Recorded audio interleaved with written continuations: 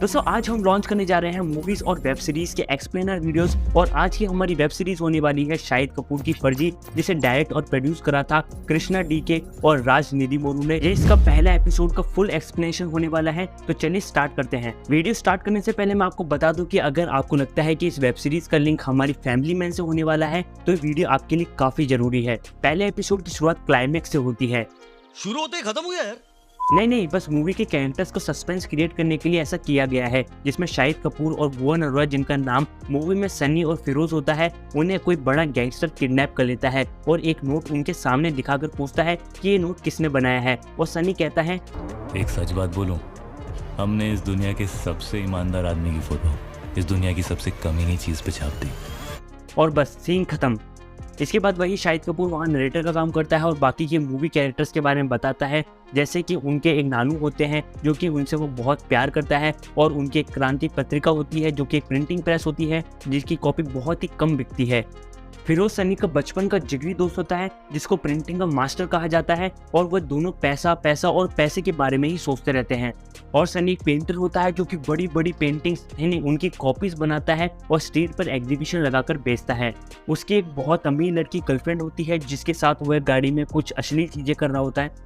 कैसी अपमानजनक बातें कर रहा लड़का ये। उसके बाद न्यू ईयर की रात होती है, लेकिन सनी अपनी गर्लफ्रेंड को महंगे क्लब में नहीं ले जा सका। इसकी वजह से फिरोज और सनी छत पर बैठकर ज्ञान की बातें कर रहे होते हैं, लेकिन यार सनी एक बात तो बिल्कुल सही बोलता है। हम लोग मिडिल क्लास नहीं है, हम लोग मिडिल फिंगर क्लास है। क्या मिडिल फिंगर क्लास? कमेंट में बताएं अगर आप इस बात से एग्री करते हो कि नहीं। अगले कुछ दिनों में सनी को पता चलता है कि क्रांति पत्रिका बंद होने वाली है, क्योंकि उसके नानू ने उसे बनाने के लिए अपने दोस्त रतनलाल जैन से जो लोन लिया था उसकी तारीख आ चुकी है। फिर सनी और फिरोज उनसे बात करने उनके घर जाते हैं, लेकिन उसका भी कोई फायदा नहीं होता है। वो थोड़ा पैसा इकट्ठा करते हैं। सनी फिरोज से कहता है कि अपनी सारी पेंटिंग्स बेच दूंगा। फिर फिरोज जाता है अनीस के पास जो कि फिरोज का दोस्त होता है। फिर अनीस और फिरोज जाते हैं स्केच मांझा के पास जो कि डुप्लीकेट चीजें बनाता है, और फिरोज उसे पेंटिंग्स की बात करता है, लेकिन उसका भी कोई फायदा नहीं होता।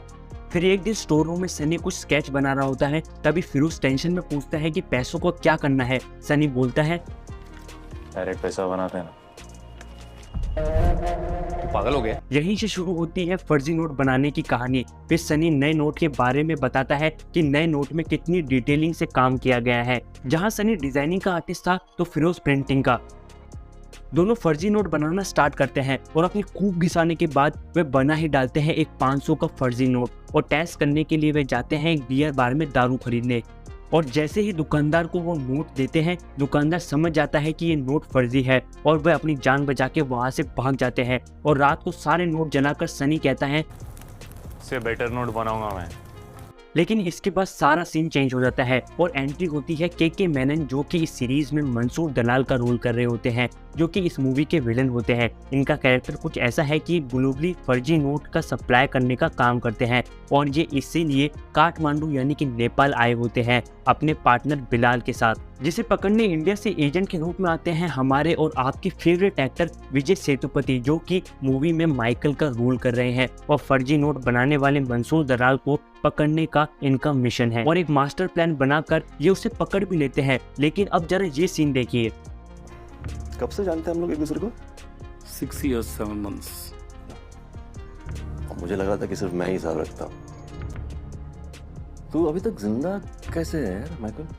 मैंने तो तेरी लाइफ की लस्सी कर दी थी, गवर्नमेंट ने अलग से छाछ बनाया था उसका।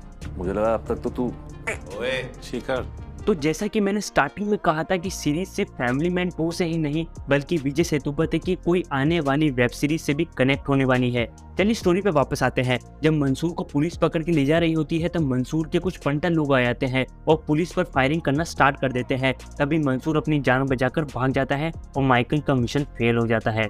फिर से सीन टर्न करता है और सनी को समझ आता है कि नोट में क्या कमी थी। असल में नोट में नहीं बल्कि नोट के पेपर में कमी थी। नोट असली दिखना चाहिए, बराबर है, और उससे ज्यादा जरूरी है नोट हाथ में असली लगना चाहिए।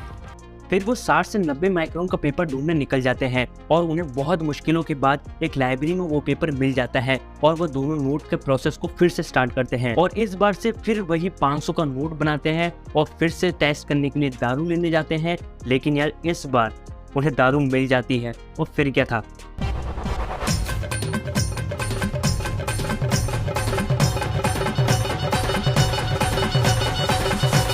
आता है मूवी का क्लाइमेक्स, जिसका स्टार्टिंग पार्ट आपने वीडियो की शुरुआत में देखा था। वो आदमी जो कि नोट पकड़कर सनी से उस बारे में पूछ रहा होता है वो और कोई नहीं मंसूर दलाल ही होता है। फिर मंसूर सनी से पूछता है कि तुम्हारा सप्लायर कौन है। सनी कहता है सप्लायर कौन है तेरा? हम लोग का कोई सप्लायर नहीं है, हम लोग ही सप्लाई करते हैं, हम लोग ही डिस्ट्रीब्यूट करते हैं। फिर मंसूर उसके शूटर जमाल को फिरोज को मारने का ऑर्डर देता है और फिरोज डर जाता है और इधर उधर भागने लगता है और जमाल गोली चला देता है और फिरोज जमीन पर गिर जाता है। इस सीन से पूरा एपिसोड खत्म हो जाता है। पर यार ये मंसूर सनी तक पहुंचा कैसे और फिरोज का मरना, माइकल इस मिशन के फेल होने के बाद क्या करेगा? ढेर सारे सस्पेंस है यार। अगर आपको ये सस्पेंस जानने हैं तो इस चैनल को सब्सक्राइब करके जरूर रखिए, क्योंकि इसका सेकंड पार्ट का एक्सप्लेनेशन वीडियो बहुत जल्द आने वाला है। तब तक के लिए आप हमारी ये वीडियोस देख सकते हैं।